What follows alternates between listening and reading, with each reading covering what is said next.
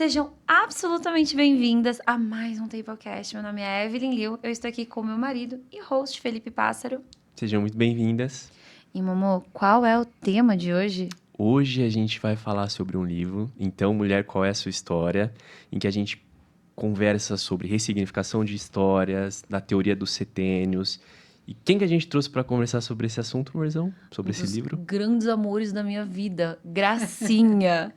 Ela é registrada como Maria das Graças de Paiva, acabou ganhando o apelido de Gracinha, que eu amo por acaso.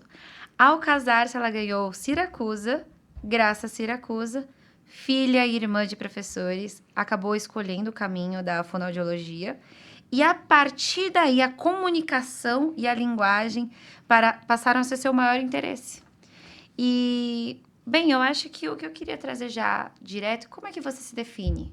Me conta a sua história, assim, em relação a chegar nesse livro, né? Então, mulher, qual é a sua história?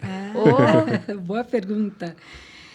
Olha, eu sou uma pessoa muito curiosa, gosto muito de aprender. Eu acho que cada pessoa que eu encontro no meu caminho me traz algo novo e eu fico atenta para descobrir qual é.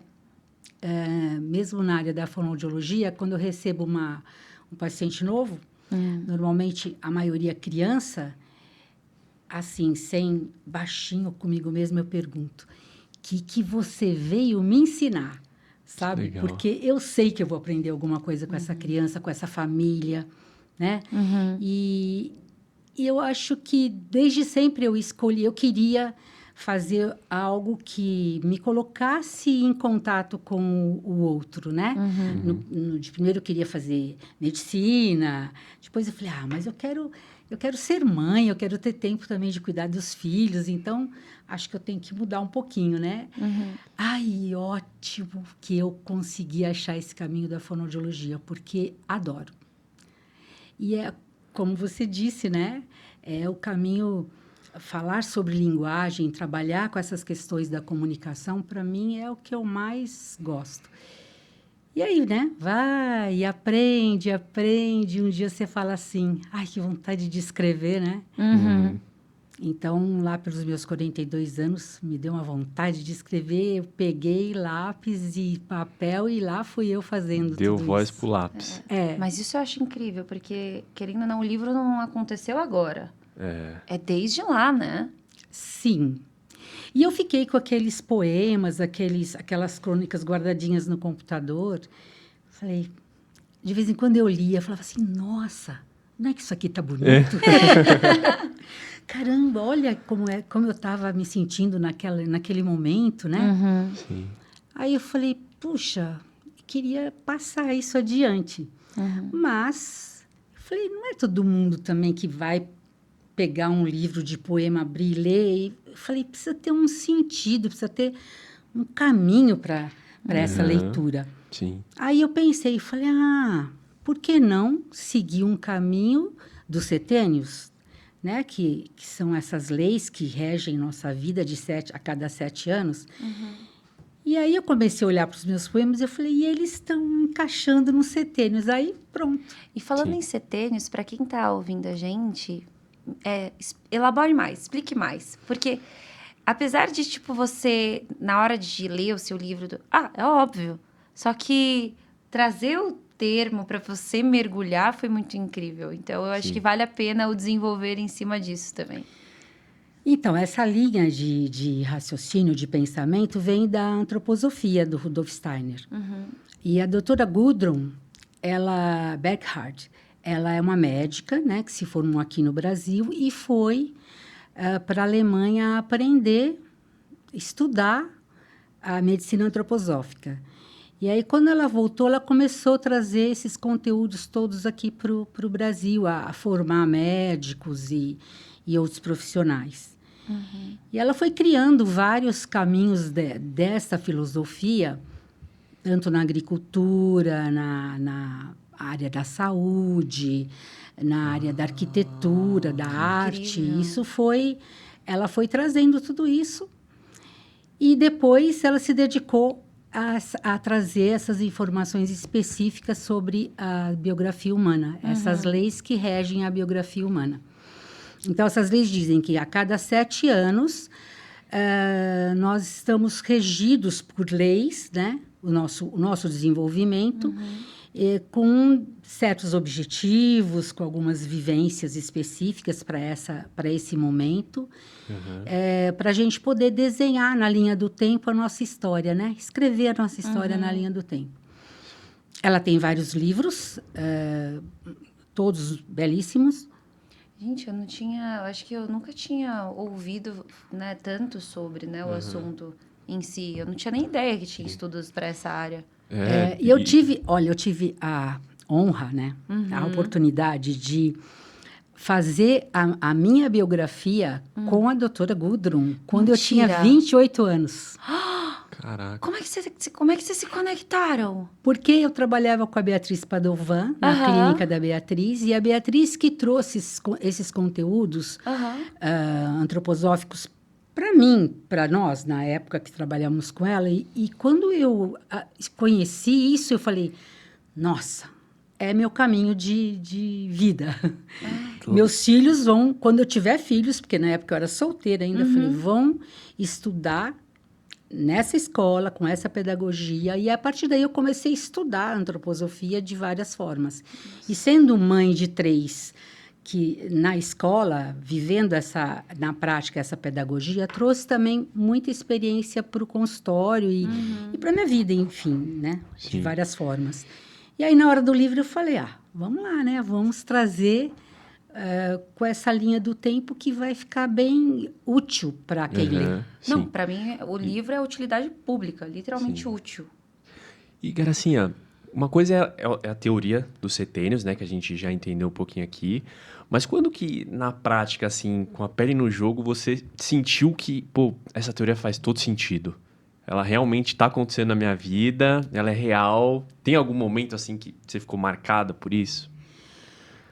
Olha, eu busquei fazer a minha biografia, né? Eu comentei que eu fiz com a doutora Gudrun, a gente fez um trabalho em grupo. Aos 28. Isso.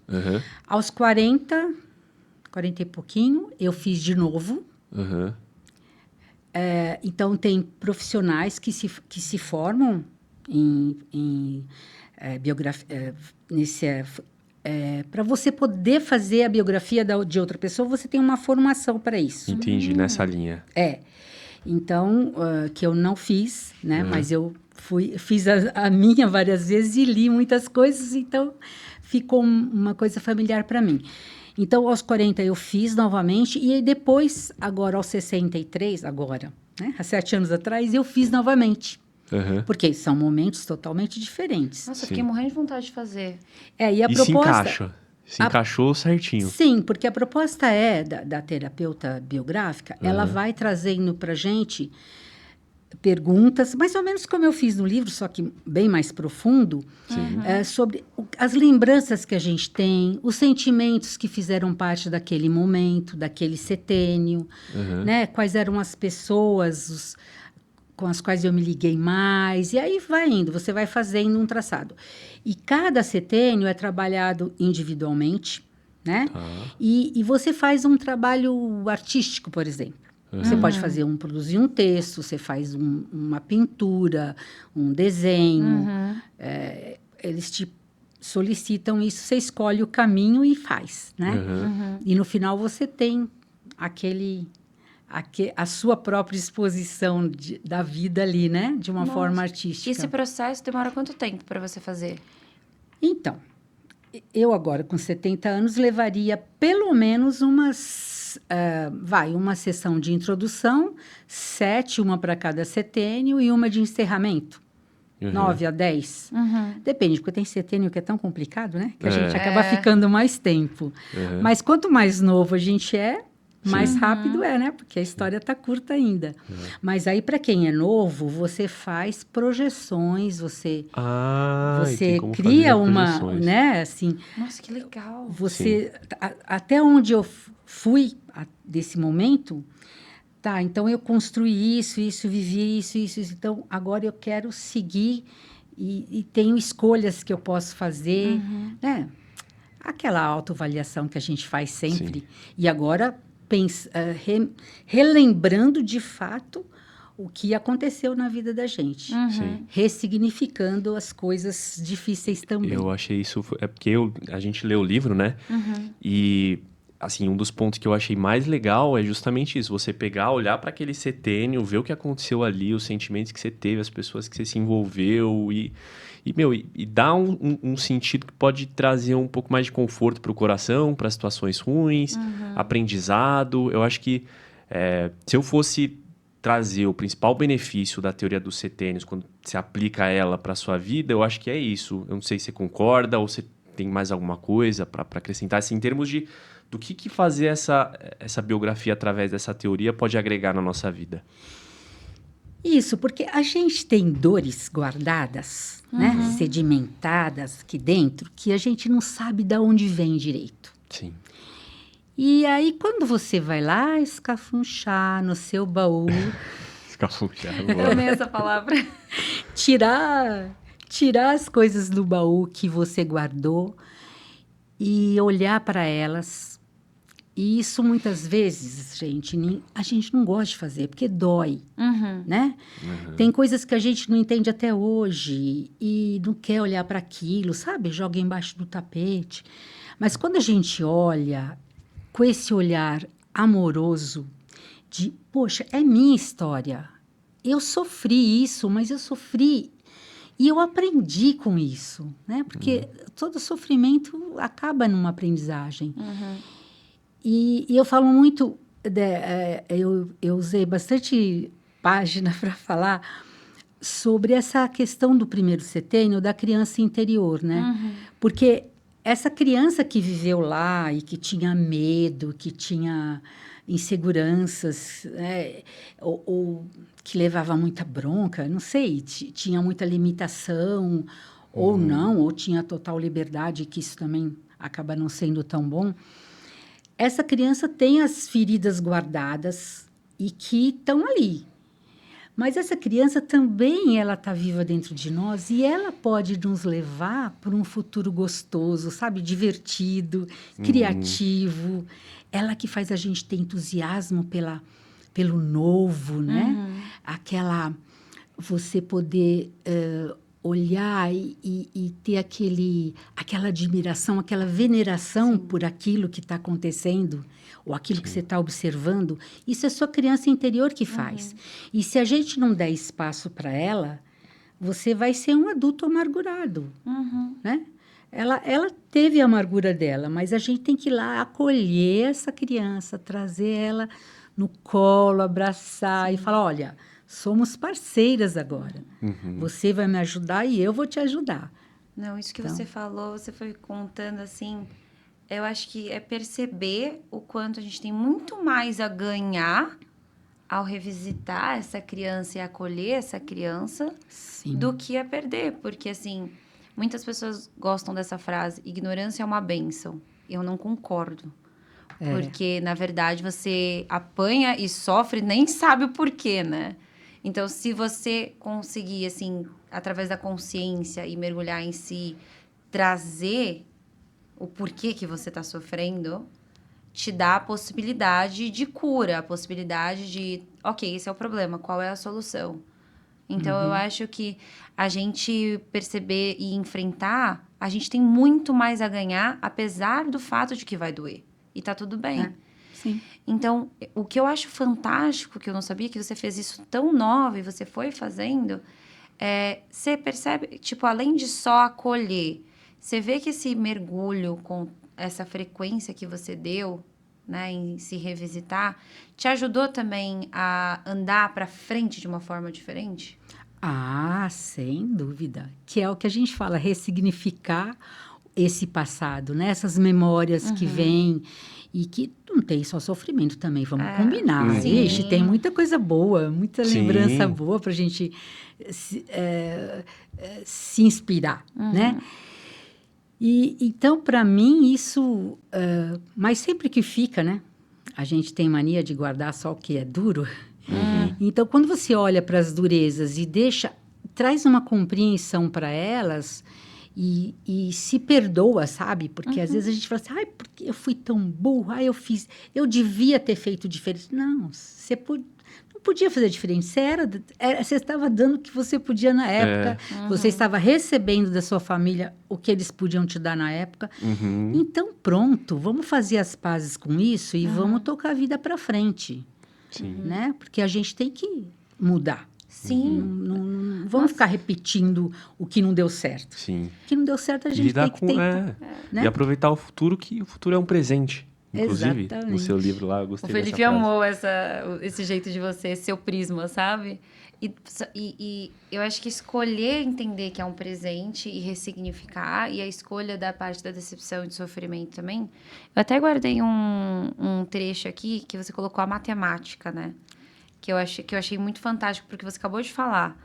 Que, ó, somar fracassos, decepções, frustrações, subtrair sonhos, desejos, emoções, juntar restos, dividir desenganos, impressões, multiplicar a dor de encarar a realidade, ilusões, dividir o desespero de buscar alívios e soluções.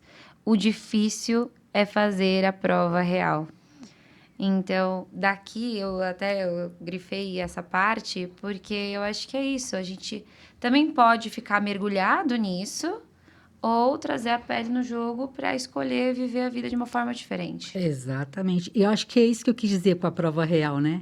Porque quando você faz a prova real na conta, você vê se você fez Bate. a conta certa. Né? Se está certo o resultado. Então, é aceitar o resultado.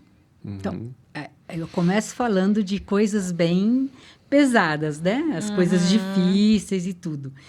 Mas fazer a prova real é justamente, e tudo isso, o que eu somei, o que eu multipliquei, o que eu dividi, o que isso pode trazer para mim como resultado positivo da prova real? Sim. Né? Mas muito legal. Eu acho que a vida é muito essa matemática, né? Sim. Porque a gente lida com situações, só que os nossos olhos, eles ditam muito sobre aquela experiência, né? Por exemplo, eu tomo uma pancada aqui, você toma uma pancada aqui. Ela vai sentir de um jeito, eu vou sentir de outro. Exato. Cabe a nós fazer uma matemática com essa pancadinha de modo que seja produtiva, que seja bom, que seja benéfica para a nossa vida de alguma forma. Eu acho que essa matemática é muito disso, né? Eu não sei se eu entendi. A prova real bom, eu tive uma pancada, né? Eu tô aqui, veio uma força, e a gente pode entrar até na física se quiser, que eu não entendo muito disso. Mas, veio uma força que te empurrou, que causou um choque, massa, velocidade, aquela coisa toda da física. Sim. Mas o resultado disso, o que é? Que dor é essa? Que pancada é essa? O que ela significou para mim? Sim. Aonde ela vai me levar? Né? Legal. Que significado ela tem na minha vida? Essa é a grande matemática, né? Sim. A gente achar esse significado e continuar fazendo conta para frente, né? Sim. Não desistir. E já que a gente falou de dor, eu salvei um poema aqui também. A gente vai um pouco até pro viés mais masculino da coisa. Eu vou ler aqui Por favor. rapidinho. Tá? O poema é: quem é aquele menino com meigo olhar, jeito ingênuo, recheado de carinho a me fitar? Está à procura de um colo para se acolher? Quem é aquele homem com olhar perdido, preocupado, impecável a me esperar? Procura ser alguém para socorrer? Ou deve querer um suporte, uma fonte, quem sabe de quê? Meu homem, meu pequeno, meu grande homem. Eu acho que esse é uma versão um pouquinho resumida do poema, e ele traz bastante sobre essa oscilação entre força e fragilidade, né, do homem em seus estágios de evolução. E a gente, na nossa cultura, a gente tem uma ideia enraizada da vulnerabilidade, do pedir ajuda, do pedir acolhimento ser um sinal de fraqueza até. Como que a gente muda? Porque assim, eu acho que vulnerabilidade é um sinal de potência, né? Porque quando você sabe onde você está vulnerável, você pode curar aquilo, você pode pedir ajuda. Como que a gente muda essa mentalidade de enxergar a vulnerabilidade como fraqueza para enxergar como potência? Eu acho que é o grande desafio, principalmente para vocês homens, né? Sim. Acho que a mulher aceita mais facilmente. Mulher não tem esse, né? O ego do homem é um pouquinho mais, né? Não sei. Porque ele foi criado assim, né? Sim. Homem não chora, homem tem que ser forte, homem... E a menina já pode... Ai, chora, filha, né? Uhum, é. E, infelizmente, né, a gente vê que isso não funciona, porque ser humano é ser humano, independente do gênero. E óbvio, o homem tem uma estrutura psíquica um pouco diferente da mulher, a gente entende tudo isso, né? Mas respeitar essa fragilidade, não como fraqueza, mas como possibilidade de aprendizagem para se fortalecer. Onde é que eu estou me sentindo frágil e onde que eu preciso estar mais presente? Não precisa ser força, mas estar mais... Trazer isso como um benefício para mim. Uma Né? oportunidade. O contrário dessa fragilidade não precisa ser a palavra força, mas a palavra possibilidade, sabe? Uhum. Acho isso muito importante. Eu acho muito poderoso, porque na hora que o Fê leu esse trecho, a gente estava numa cafeteria e ele... Evelyn, olha esse trecho. O que eu acho que esse trecho aqui tem muito a ajudar, na verdade, porque tem muitos homens, na verdade, que é isso, acabou. Eles nem veem isso como algo que atrapalha eles, que traz sofrimento para eles, que limita eles, sabe? Eu acho tão importante um homem perceber essas travas, né, dos olhos e falar assim, cara, eu posso ser muito mais feliz, eu posso estar em outro lugar, sabe? E resolver isso, tanto eu e tantas pessoas ao meu redor têm muito mais a ganhar. E não só o Felipe, porque a gente meio que fez um clube do livro, do seu livro, mas algumas pessoas que leram seu livro, homens, por exemplo, teve homens que leram, que você sabe, que teve feedback positivo? Sim, eu fiquei bem feliz com isso, porque foi o que eu até comento isso no livro. Olha, gente, eu estou fazendo... Então, mulher, qual é a sua história? Mas as leis biográficas, elas são... para todos, para o ser humano. Então, serve para o homem também. Em alguns momentos eu convido, seria interessante que o marido, no caso do casal, né, pudesse também escrever história junto, porque ia ser muito interessante resgatar esse caminho. E até porque eu comento também que, às vezes, o casal está em setênios diferentes, né? Um é bem mais velho que o outro.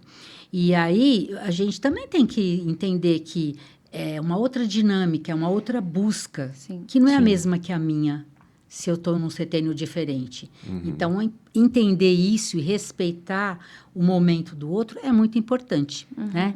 Mas eu acabei me perdendo, você estava me falando dessa questão se os homens gostaram. Isso. E um amigo mandou um comentário e ele é formado em matemática. Adivinha qual poema que ele mais gostou? Matemática. Matemática. Foi um dos que eu mais gostei, então. Ele falou bastante disso. Ele falou, a vida é assim mesmo. Mas aí ele continuou, fez vários comentários. Eu fiquei, assim, muito feliz. Porque eu acho que, embora eu tenha focado na mulher, na palavra mulher, é para todos, né? É para todos. Eu até comento, quem sabe um dia eu faço. E aí, homem, qual é essa história? Então, pelo título, as pessoas acham que só mulher tem que ganhar, mas assim... Eu acabei pecando um pouco com essa história, não, né? Você tinha que direcionar, óbvio. Mas assim, o Fê, cara, eu acho que foi uma coisa de... Ele foi lendo, né? Pauta para terapia para sempre o seu livro, sabe? Cada coisinha dá para conversar sobre, dá para crescer em cima. Legal. Outra coisa que eu vejo na teoria dos setênios, que eu acho que é bem legal a gente trazer para nossa vida, é que a vida é feita de fases e tem fases que algumas coisas são mais importantes, tem fases que você vai buscar ter objetivos diferentes.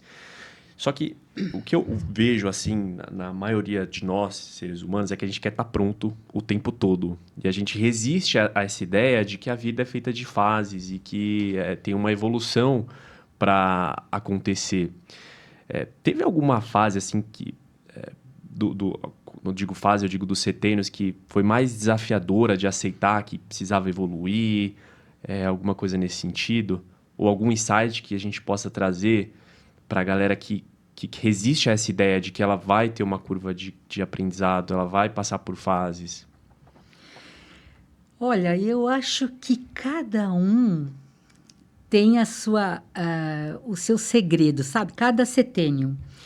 Mas o importante é a gente saber, assim, que os 3 primeiros, do 0 ao 7, do 7 aos 14, dos 14 ao 21, é o momento do grande aperfeiçoamento do corpo, né? Até os 21 a gente cresce, a gente transforma. Tem todas aquelas transformações da puberdade, a criança no primeiro setênio fica lá acolhida na família, depois ela vai para a escola, e agora a escola é o seu espaço, e depois é o mundo, né? Dos 14 aos 21, a moçada já está vivendo essa questão do mundo, buscando a verdade, e começa já a ter aqueles atritos com a família, porque eu quero desenvolver o meu pensar, mesmo que ele diga a mesma coisa, mas né? Ele quer testar o seu próprio pensar. Então, esses 21 anos é todo esse caminho de aperfeiçoamento físico para o mundo. Né? Eu estou me estruturando fisicamente para o mundo. Depois, a gente entra numa outra fase onde eu vou aprender a lutar. Sim. Que é dos 21 aos 42, os próximos 3 primeiros setênios. Então, eu vou conquistar o meu espaço, né? Eu vou buscar o meu caminho, vou desenvolver minhas possibilidades profissionais, os meus talentos, eu vou atrás daquilo que eu preciso fazer na vida, né? Às vezes a gente consegue de primeira e muitas vezes é depois de muito experimentar que a gente se acha no caminho. Sim. Mas é uma parte de construção no mundo, agora não mais uma construção só minha, mas eu com o outro, né? Eu no trabalho, eu na família, muita gente se casa nessa época. Eu vou fazer uma pausa aqui. Você viu que nas histórias, né? A história da mulher 2, a segunda história, ela é mãe antes dos 21. Quer dizer, no momento onde ela ia poder... ela ainda estava no autodesenvolvimento, ela já é mãe. Então, coitada, pensa, isso... A gente sabe que é muito comum na história toda, né? Ter mães muito novas. Hoje as mulheres estão levando a maternidade para mais tarde. Sim. Então, no momento que ela já está tendo que sedimentar a vida dela, o que ela quer, vem o filho. Ela tem que retomar algumas coisas. Então, assim, tudo é viável nessa vida, tudo é possível, mas você está enfrentando momentos em que você já não está mais naquele pique, com aquela energia, porque agora você deveria estar construindo outro tipo de estrutura de vida. E aí vem o filho, você tem que pausar, tal. Enfim, ou no caso que eu descrevo no livro, que ela foi mãe aos 17 anos. Sim. E tudo bem, a vida tem que seguir. Ela tem que seguir, criar a filha e tem que ir atrás das coisas dela. Então, isso acontece. Tem jovens, meninos também, que se tornam pais muito cedo. Então, uma responsabilidade que ainda ele não está pronto, mas ele tem que assumir. Tanto é que muitos não assumem, porque não dão conta. Né? Então, voltando, eu fiz essa pausa para a gente ver que às vezes... bem, né? Que é sobre o respeito, a compaixão e o perdão que você fala tanto para essa fase. Sim, porque era o que deu para acontecer, era o que deu para fazer e vamos tocando. Quer dizer, o fato de eu olhar as leis biográficas e ver que eu saí fora de muita coisa, do que deveria pertencer àquela lei lá, vamos dizer, né? Lei é uma palavra meio forte, mas aquele habitual daquele setênio, eu fugi muito daquilo porque a vida, né? Eu fiz escolhas diferentes e não pude, naquele momento, estar dedicando para aquilo. Bom, mas e daí? A vida tem que seguir. E eu tenho que olhar para isso e falar, bom, foi dessa forma e vamos seguir. E vamos tocar a vida, né? Acho que isso é muito importante. Sim. Mas só voltando, então, né? Então, nesse período dos 21 aos 42, esses 3 setênios é para a gente desenvolver toda as nossas possibilidades. Depois vem o aperfeiçoamento mais emocional, mais psíquico. Não, minto, Depois vem o espiritual, dos 42 aos 63. Porque aí você vai agora, tudo que você aprendeu, tudo que você construiu, tudo que você desenvolveu até então, você vai agora direcionar para o mundo através do seu trabalho, através da sua família, né, da educação que você dá para os seus filhos, daquilo que você vai produzir, até chegar em torno dos 63 e aos 70, que é o setênio que eu estou, onde você tem que se sentir livre, Sim. né, para viver a sua velhice, pronta para o amor genuíno, o altruísmo verdadeiro, né, que a gente já vem conquistando, né, desde o começo. Mas agora é a hora de eu colocar isso no mundo. Sim. Né? O idoso precisa ter esse poder, sabe? E ele tem que saber que ele pode tudo isso. E não ficar na amargura. A gente vê muitos idosos na amargura, né? A parte da amargura que você fala, eu lembro desse trecho que eu achei tão bonito, de que se você não doar, aquele fruto ele vai apodrecer, porque você não vai conseguir comer todos os frutos são meus. Então, eles vão amadurecer e apodrecer. Então, assim, isso de ter um momento que é um momento de servir. Não pode ser tudo para você. Tá na hora, você vai transbordar, sirva, né? Sim. Exato.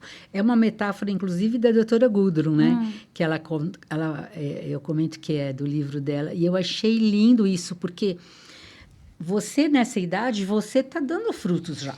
Né? Sim. Você já foi semente um dia, agora você já está com os frutos. E é muito. Pensa numa mangueira, é muita manga ao mesmo tempo. E se você não dividir, não distribuir isso, vai apodrecer, Estraga. vai cair e vai apodrecer. Olha que pecado, né? Então, o fato de você distribuir aquilo, o fruto seu, suculento, saboroso, né? É fantástico. E é o maior prazer dessa fase, né? Sim.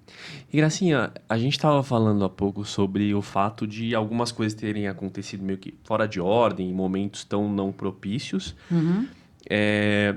Mas eu acho que tem uma linha tênue aí entre a gente olhar para o passado e simplesmente ignorar o que aconteceu e tocar em frente à vida, porque é vida que segue, e você realmente perdoar aquela Gracinha ou aquele Felipe do passado que cometeu aquele deslize e seguir a vida de forma um pouco mais leve. Como que você enxerga essa diferença? Como que, na prática, assim, a gente pode ter certeza de que a gente não está só ignorando o momento das nossas vidas e que realmente a gente fez as pazes com ele?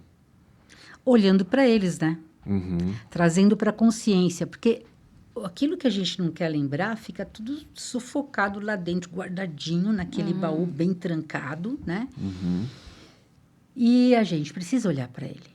Porque senão você fica infeliz, não sabe por que está infeliz, não consegue saborear as coisas boas que a vida está te oferecendo e você fica na amargura, né? Sim. Porque tem coisas lá que precisam ser revistas, revisitadas. Sim. E ressignificadas. Então, são palavras fortes, né? Profundas. E que a gente tem que pensar nelas muito, porque é olhar para aquilo que me fez sofrer, aquela escolha que eu fiz que hoje talvez eu não fizesse, mas foi assim que aconteceu. Eu vou me perdoar por isso, vou compreender que era esse o caminho que eu tinha que seguir para ser o que eu sou hoje.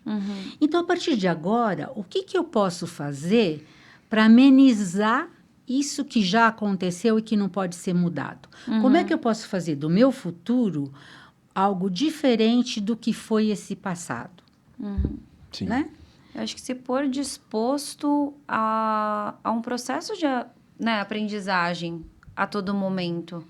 Sim. Né? Porque se chega um momento que você não tem mais o que aprender, você não olha, você estagna. Sim. Você... Só o movimento de você querer olhar para aquilo, né, que tá te atazanando, já é interessante. E olhar com o olhar de que, pô, eu vou me perdoar, eu vou me abraçar. Eu acho. E eu até peguei aqui um trecho que é exatamente disso que você está falando. Tá muito Clube do Livro. Gente, todo mundo tem que ler esse livro. Que eu grifei ele inteiro. Que você coloca assim... Reconhecer qual é essa dor, localizar no tempo em que ela foi desencadeada, olhar para ela, secá-la o mais possível. Pode doer de novo, mas é preciso reconhecer para transformar.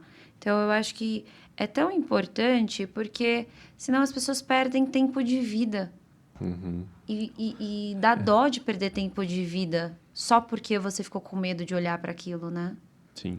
Exato. Porque você pode ser uma pessoa, você pode fazer algo diferente a partir daquilo. O passado te ensina. O meu passado me ensina, o seu passado me ensina, o seu passado me ensina. Né? Olhando para isso, eu posso falar, puxa, isso não funcionou tão bem. Acho que eu tenho a chance, a partir de agora, de fazer diferente. E por isso que eu sempre, em alguns momentos, eu falo, olha, talvez você precise da ajuda de um terapeuta. Porque a terapia vai te ajudar a olhar para isso com, sabe, com carinho, e se perdoar e seguir em frente. Eu acho que o terapeuta normalmente tem um papel muito importante nessa visita ao passado, que é a nossa história, né? Não, eu acho que todo mundo tinha que fazer terapia. Eu acho que, assim, é uma pessoa, é um ser humano, né, imperfeito ali, mas não é esse o ponto. Eu acho que legal é que a terapia, ela vem para provocar, para olhar. Exato. Fazer as perguntas. Eu uso muito a imagem de que o terapeuta é uma pessoa que tem uma lanterna na mão. E aí, ele, conforme você vai contando alguma coisa da sua vida, ele fala assim, ele acende a lanterna, aponta para uma direção e fala, você olhou para isso? Aí você olha e fala assim, nossa, não. Então, olha. Então, a gente é que vai ter que olhar, a gente é que vai ter que descobrir o que tem ali. Mas ele ajuda a apontar, sabe? Eu acho isso ótimo. Sim. Agora eu queria voltar um pouquinho para o começo da nossa conversa, Gracinha, em que você comentou que você está sempre atenta para aprender. Tá sempre, né, quando entra algum paciente novo para você, você fala, meu, o que eu vou aprender com esse paciente, com a família dele? E eu achei isso muito legal, eu vou procurar aplicar isso no meu dia a dia também. Mas tem alguma coisa, assim, que foi muito inusitada, assim, que você falou, pô, eu tenho essa visão de querer aprender com as pessoas, mas eu aprendi uma lição aqui numa situação que eu não esperava e foi uma lição que eu levo para a vida toda. Teve alguma, assim... Ai, será que eu vou lembrar alguma lição de uma favorita? coisa... Ai, teve tantas, Felipe. Todo dia é uma, viu? E as crianças, na espontaneidade delas, elas falam cada uma... Que eu saio, às vezes, assim, sabe, chacoalhada. Eu não vou lembrar agora, mas eu sempre me arrependo de não ter anotado coisas desse tipo, sabe? Porque daria um livro muito engraçadinho, muito gostoso, porque eles são incríveis, as crianças. Eles falam coisas muito incríveis pra gente, sabe? Sim. Eu não sei te dizer. Mas sabe uma coisa interessante? Que às vezes eu vinha... Lógico, por mais que você... A hora que entra no consultório, você deixa a sua vida particular para fora, não dá para deixar tudo. Às vezes, no seu semblante tem alguma marca. E eles percebem. Sim. Você tá triste hoje? Não. Mas você... Aí eu falo, eu tô um pouco assim. Lógico que não vou explicar para criança, né? Mas, às vezes, eu tenho que assumir que eu tô... Mas eles percebem, danadinho. Tem uma sensibilidade, né? Sim, sim. Mas tem muitas coisas. Não vou conseguir te trazer um fato agora, mas qualquer dia eu te conto. Show. E, Gracinha, acho que o papo foi muito gostoso. O livro foi incrível, né? Eu gostei muito, terminei de ler. E a gente tá chegando no finalzinho do episódio. E no final do episódio, a gente tem uma pergunta que a gente faz que é a seguinte. Se você tivesse uma mensagem que fosse chegar no ouvido de todas as mulheres, que mensagem seria essa? Tudum. Tcharam! Meninas, aproveitem tudo o que o feminino pode trazer para vocês. Aproveitem dos parceiros que vocês têm, que são pessoas incríveis, que estão juntos aprendendo com vocês. Nós somos duas laranjas e não metade da laranja, né? Como dizia no meu tempo. Eu vou achar metade da minha laranja. Não, nós somos dois frutos únicos, mas que juntos a gente pode fazer um belo do suco. Então, não percam essa chance de olhar para a vida com toda a possibilidade que cada um tem, né? De compreender a história de cada um.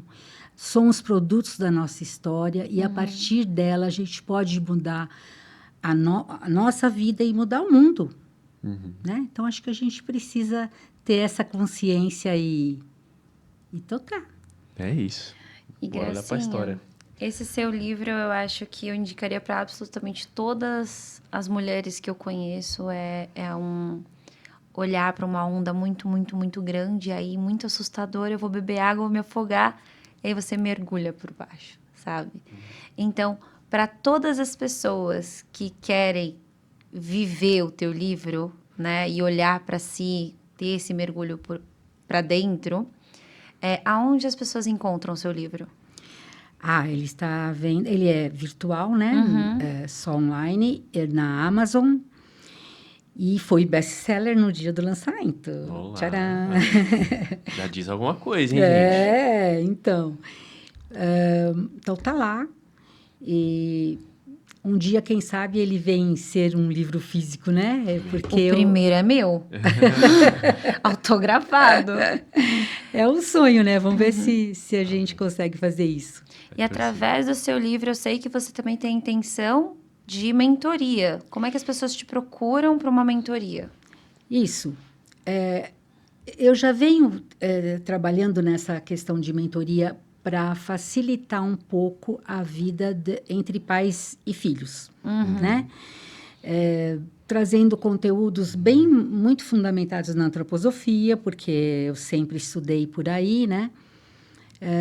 Então, e eu acho que seria interessante acrescentar também essa parte da mãe e do pai saberem em que momento da vida eu estou, o que meu setênio pede para mim agora, e eu tenho que encaixar um filho que também está no seu setênio, né? Um filho até os 7 anos, ou um filho na adolescência, um filho de lá seus 20 anos. Então, se eu puder entender o meu momento e entender o momento do meu filho a partir dessas leis biográficas, vai facilitar muito, né? Eu acho que a minha ideia dessa mentoria é ser um facilitador na vida dos pais. Legal. Maravilhoso. E você, Murzão, onde a turma te encontra? No @NutriEvelynLiu. E você, Momô? @Felipe Pássaro, _. Gente, Gracinha, muito obrigada. Eu que agradeço. Muito Gente, bom estar com vocês, né? Não, legal, Adoro gostou vocês do dois. papo? Amei. Adorei. Eu também. Muito bom. E eu acho que as pessoas que estão ouvindo vão terminar esse episódio do tipo... Eu vou ter que ligar para minha terapeuta. Ou eu vou lá na Amazon comprar o livro da Gracinha. Então, Por favor, gente, eu isso aí espero vai que vocês... ser bem-vindo à leitura. Nossa, e que as pessoas falem pra Gracinha o que vocês acharam, assim, sabe? Compartilhem. Falou o com Instagram, ela. não falou o Instagram. Como é que você tá no Instagram? @Gracinha Siracusa. Boa. Perfeito. Então é isso. Então, gente, espero que vocês tenham gostado. Espero que vocês visitem esse livro, porque é alta contribuição. E eu vejo vocês no Até o próximo próximo. episódio. Beijo.